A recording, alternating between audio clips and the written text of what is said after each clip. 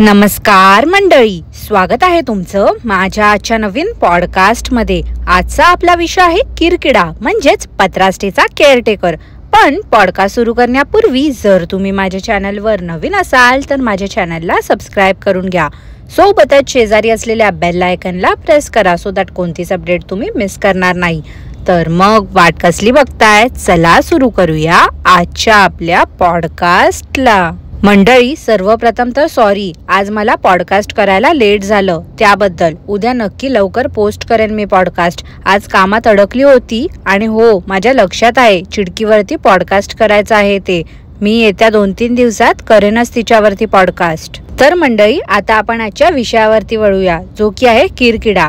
मी या किरकिड्यावरती संडेला एक पॉडकास्ट केलं होतं आणि त्यात मी बोलली होती बघा की छोटे जे बिझनेस रन करतात त्यांच्या विरोधात नाही आहे मी, त्यांना नेहमीच सपोर्ट आहे माझा।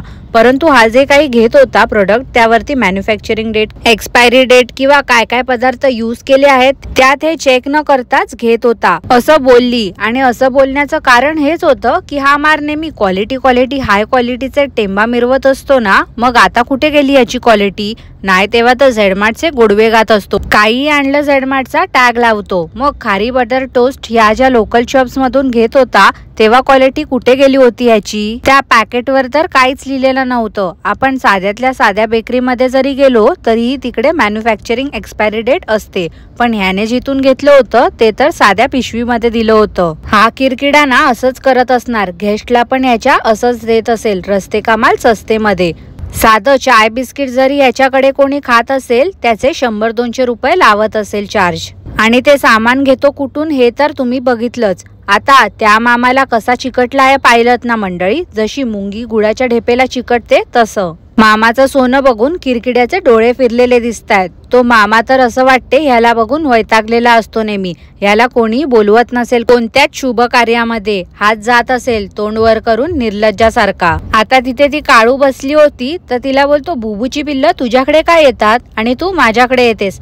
अरे अरे अरे अरे किरकिड्या, काय दिवस आलेत रे तुझ्यावरती, झमुरी सोडून कुत्री तुझ्या जवळ येते। शी शी शी, काय दिवस आलेत रे तुझ्यावरती खरंच। पाहिलत का मंडळी, स्वतः बाहेरून लस्सी पिऊन जातो आणि खाजलला काय नेतो तर जिरू मसाला। किती निर्लज्ज माणूस आहे ना हा। अजून एक लस्सी त्या नाखुजा बेबीसाठी पार्सल नेली असती याने तर याचं काय बिघडणार होतं का? पण नाही, तिला 20 रुपयाचा जिरू मसाला घेऊन गेला आणि स्वतः मात्र 40-50 रुपयाची लस्सी पिली। ग नाखुजो बेबी, कसा आहे तुझा नवरा तो? त्या मामाने 2 महिन्यात 3 गाड्या घेतल्या तर कशी याची जळफळली होती पाहिलत का? ती वहिनी ओवाळते, पूजा करते त्या नवीन गाडीची, तर त्यांना विचारतो, वहिनी नाव सांगा तुमचं काय आहे?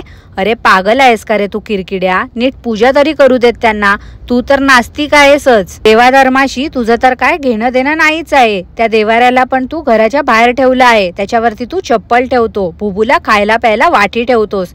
एखादा माणूस काहीतरी चांगलं करतोय, पूजा करतोय देवाची, तर तेही तुला बघवलं जात नाही का रे? त्या मामाला तर जराही आवडत नाही हा जेव्हा तिथे जातो तेव्हा, तोंडावरती तर त्यांच्या स्माइल दिसतच नाही ह्याच्या जवळ जेव्हा ते उभे असतात तेव्हा। मला असं वाटते त्या मामांचा देखील नाईलाज झाला असेल, या किरकिड्यामुळे त्यांच्या मुलाला भाडं मिळते ना। ह्याच्या झोपडा स्टे मध्ये जेवढी लोक येतात स्टेला, त्या लोकांना कुठे कुठे फिरायला पाठवतो त्यांना त्या भावाच्याच गाडीतना पाठवतो ना, त्यामुळे तो भाऊ देखील गप्प बसत असेल। पैशासाठी ना मंडळी लोक काहीही करतील, म्हणूनच पैशासाठी ते लोक किरकिड्याची बडबड देखील ऐकून घेत असतील। किरकिडा घरी आल्यावरती पाहिलत का कसा स्वतःच्या यशाचा पाडा वाचत होता? काय तर 3 वरून ह्याला आठवलं, आधी 1 एसी नव्हता घरामध्ये आणि आता तर 4-4 एसी आहेत। किती रे माणसाने किती जळावं एखाद्यावरती। शी, सख्या मामावरती देखील स्वतःच्या हात जळतोय एवढा। कोण एवढा स्वार्थी कसं काय असू शकतं? सख्या मामावरती एवढं कोण जळू शकते का? त्या गेस्टच्या मागे तर हात धुवून लागलाय किरकिडा, आणि त्या पण ह्याने गाऊन दाखव सांगितलं की लगेच गायला लागतात। काय बोलायचं या लोकांना? यांना प्रसिद्धीची एवढी हाव आहे का की या किरकिड्याच्या व्हिडिओ मध्ये येऊन गाऊन देखील दाखवतात हे लोक?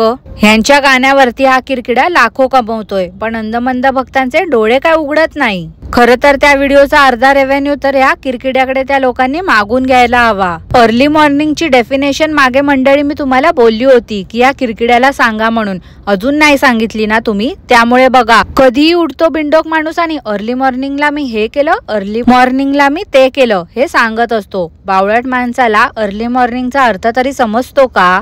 त्या गावठी कोंबड्याला पाहिलं का कसा दाखवत होता आणि जे लोक खाणार होते त्यांच्याच हातात त्याने तो कोंबडा दिला होता. किती नीच माणूस आहे ना, जिवंत कोंबड्याला असा रश्शीने बांधून दाखवतोय व्हिडिओ मध्ये. उद्या ना ह्याचे पण हातपाय असेच बांधले पाहिजे आणि ह्याची गावभर धिंड काढली पाहिजे. किती छान वाटेल ना ते बघायला. मस्त ना. हो मस्त. खरं बोलू का मंडळी, माझी ना खरंच ही इच्छा आहे की त्या कोंबड्याला कशी रश्शी बांधून हा किरकिडा व्हिडिओ मध्ये दाखवत होतं तसंच ह्याच्या हातापायाला पण रश्शी बांधून लोकांना दाखवावं. जो त्रास हा त्या मुक्या जनावरांना देतोय ना तोच त्रास ह्याला मिळावा, मग ह्याला समजेल. नॉनव्हेज खाण्याच्या विरोधात नाही आहे, पण हे सगळं असं कशाला दाखवायचं ना. तुला खायचंय ना तर कुशाल का, पण ह्या सगळ्याचे व्हिडिओ का दाखवतोयस तू. त्या कोंबड्याला किती यातना होत होत्या, पण नाही, या नराधमाला तर असुरी आनंद मिळत होता ते दाखवताना. काय ते सतत आपला थाल्या थाल्या थाल्या थाल्या थाल्यात बसतो आणि त्या थाल्या दाखवत असतो. फॅनला पकडून कसा उभा होता पाहिलत का. 2 मिनिटासाठी मला तर वाटलं लड्डू मोत्याची रील बनवतोय की का हा किरकिड्या. काय मंडळी, उद्या याच्यावरती एक शॉर्ट्स बघायला आवडेल का तुम्हाला. बरेच दिवस, इनफॅक्ट महिने झाले मी शॉर्ट्सच अपलोड केले नाही आहेत आपल्या चॅनल वरती, पण ह्याला असं फॅन पकडताना बघून सहज लड्डू मोतिया आठवला आणि विचार केला की एक शॉर्ट्स अपलोड करूया उद्या. तुम्हाला जर याच्यावरती शॉर्ट्स बघायला आवडेल तर नक्की मला कॉमेंट करून सांगा. त्या गेस्टने गिफ्ट दिले होते ते पाहिलत का कसा हपापल्यासारखा बघत होता. 1 नंबरचा वायझेड आहे वायझेड. धूपच्या पॅटर्न मध्ये पर्स होती तर चिंगूस बोलतो काय तर शाईन मारते बघा कशी पर्सला.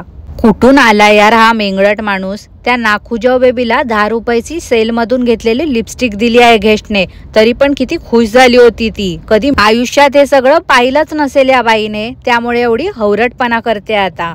नाखुजाव बेबीला साडी होत नाही म्हणून ती नेसत नाही असं किरकिड्याचं म्हणणं आहे. किती बॉडी शेमिंग करतो ना हा. आणि ब्लाऊज होत नाही बोलायचं तर बोलतो काय तर तिला साडी होत नाही. किती मूर्ख माणूस आहे हा. बॉडी शेमिंग वरून आठवलं का मंडळी, गेल्या वर्षी किरकिड्याने काकूंसाठी एक नी कॅप आणली होती, तेव्हा त्याची साईज होती XXL. नाखुजाव बेबीने पाय फाकून कशी ऍक्शन केली होती बघा. ते जाड्या माणसांची साईज आहे. आता हिचं पण भोपळाच झाला आहे ना शेवटी. आता तरी नाखुजाव बेबी XL वरून XXL झाली आहे. पुढच्या वर्षी XXL देखील होईल. मार गेल्या वर्षी ऍक्शन करून दाखवत होती की ते जाड्या माणसांसाठी आहे. तुळशीचं लग्नही लोकांना दाखवायला म्हणून केलं होतं याने. आणि किरकिरे काकूंने पाहिलं का नाखुजाव बेबीला कसा धक्का मारला.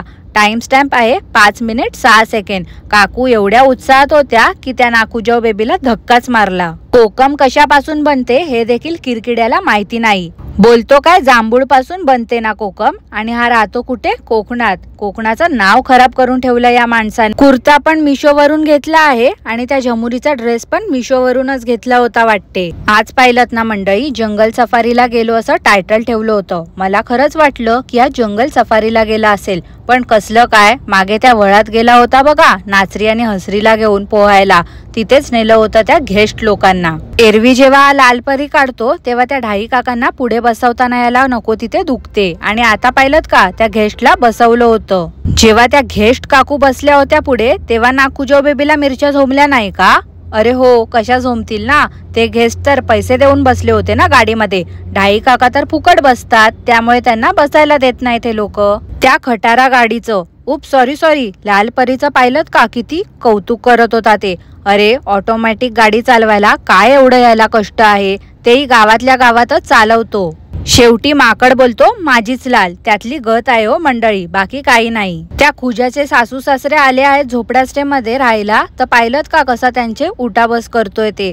सासऱ्यांना सांगतो काय तर बघा तुमच्यासाठी बेड बनवतोय. अरे येड्या झमुऱ्या, ते काय हनीमूनला नाही आलेत रे तुझ्या इथे राहायला. बावळट माणसा, वय तरी बघ एखाद्याचं आणि मग बोलत जा. त्या पाणीपुरीवाल्याचं याने व्हिडिओ बनवला, त्याच्यानंतर त्याचे गिराईक वाढले असं हा बोलतोय. काय गंमतच आहे ना मंडळी. पाणीपुरीवाल्यालाही कधी कोणाच्या प्रमोशनची गरज पडू शकते हे मला माहितीच नव्हतं. काही फेकतो तुतिया माणूस.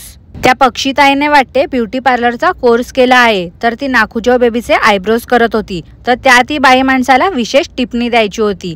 काय याचं बायकांमध्ये काम असते ना, मला तेच समजत नाही. नेहमी आपला लुडबुडत असतो बायकांमध्ये. हो पक्षीताई, तुम्ही जर माझा पॉडकास्ट ऐकत असाल ना तर ह्याचे पण कापा जरा. अहो केसांबद्दल बोलते हो, भलतं सलता काहीतरी विचार करू नका. तसं तर याचं सगळंच तुलतुलीतनी गुलगुलीतच आहे म्हणा.